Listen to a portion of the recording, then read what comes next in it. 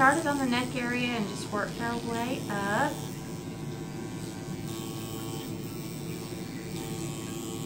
Now sometimes people do experience a little bit of a pinchy feeling as we go into the lip area. So I'm going to turn the depth of the needles to a more shallow depth to try to make that a little more comfortable. Just had a tiny little pimple there that wants to bleed, but otherwise, I mean, even your cheeks, they first got a little bit pink, but it's already subsiding. Okay. How does it feel, Jamie? It's fine. That numbing It's amazing. really kicked in. I don't feel anything.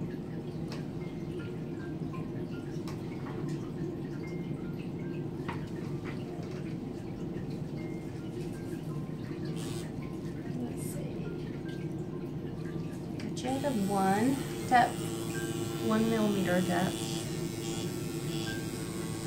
Okay.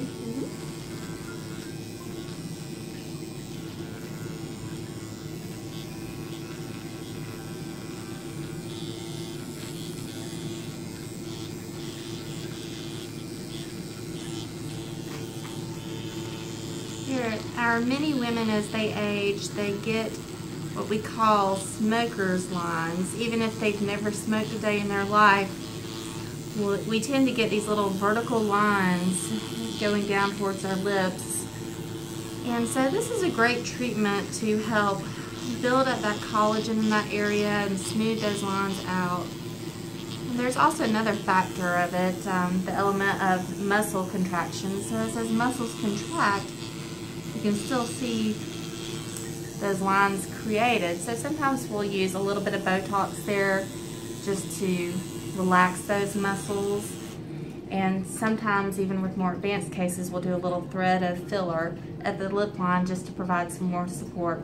So the combination of micro-needling, Botox, filler, and of course good skincare can really help to alleviate those smoker's lines.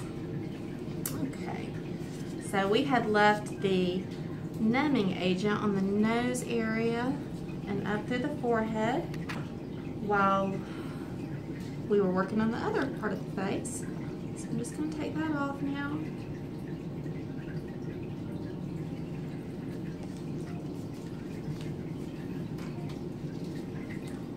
Another little alcohol prep pad. We need to degrease the skin. Sorry, I know that's a little fumy.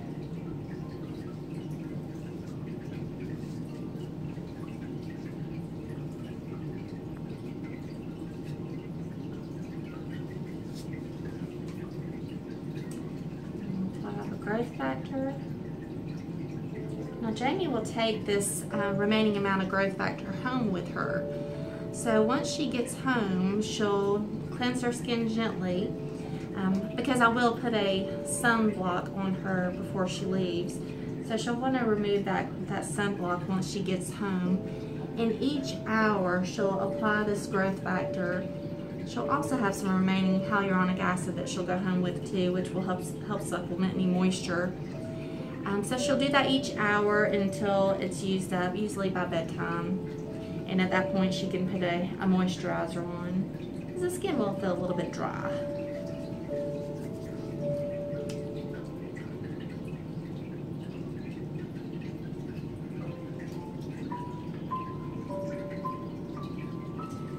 So once we get to the nose area, it's not that it's painful, but all of the vibration from the microneedling can be a little bit overwhelming. So I told Jamie earlier that sometimes people experience the sensation of needing to sneeze.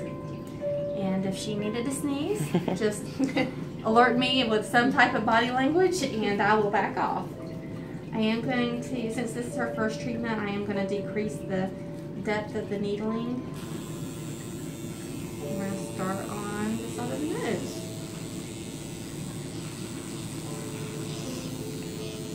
How's that, Jamie? It's fine so far. Okay.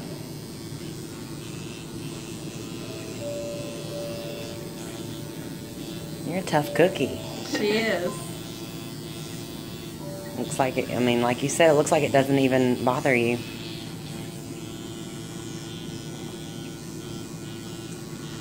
So with microneedling, the point of it is to create a little controlled injury the skin. We're creating little micro channels and then infusing this growth factor. So as the skin begins to heal itself, it's basically remodeling itself, and the collagen begins to accelerate. So it reaches its peak of acceleration at the 6-week mark. So typically that's when we want to do another session. If someone had a lot of congestion in their skin, comedones, milia, just more advanced cases, then I encourage them to do hydrofacial at the 3-week point in between the microneedling sessions, for the purpose of deep cleansing those pores, keeping them nice and clean as the collagen is remodeling the skin, so that way those pores can just rebuild themselves and we'll get an optimum result. How are you on the forehead? Just a little more sensitive. Yes, this is definitely the area that people feel a little more sensation. And that's one of the reasons we save it for last, because you know there's a light at the end of the tunnel. So most of the time I just do 2 passes on the forehead.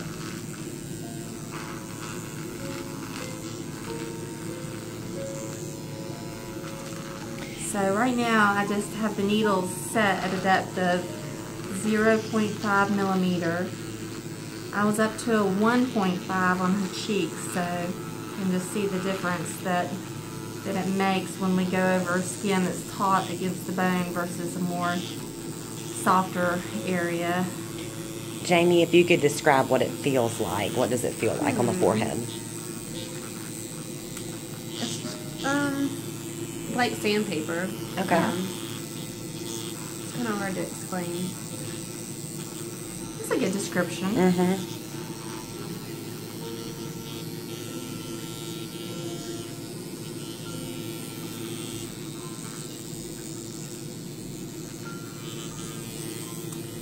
Another beauty of this treatment is that we can get closer into that lower lash line to work little fine lines underneath the eyes. So we're going to do that. Just have Jamie close your eyes for me. And a little more shallow. So this helps with those pesky little crow's feet. Just building those up and filling those fine lines in.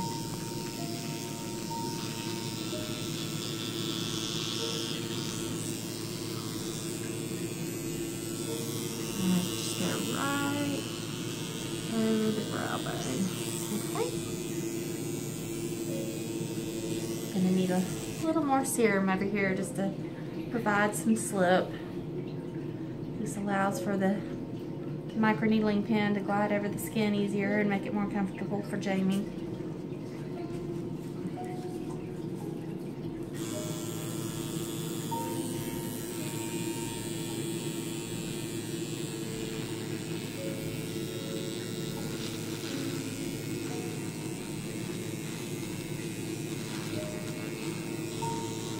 Okay with that?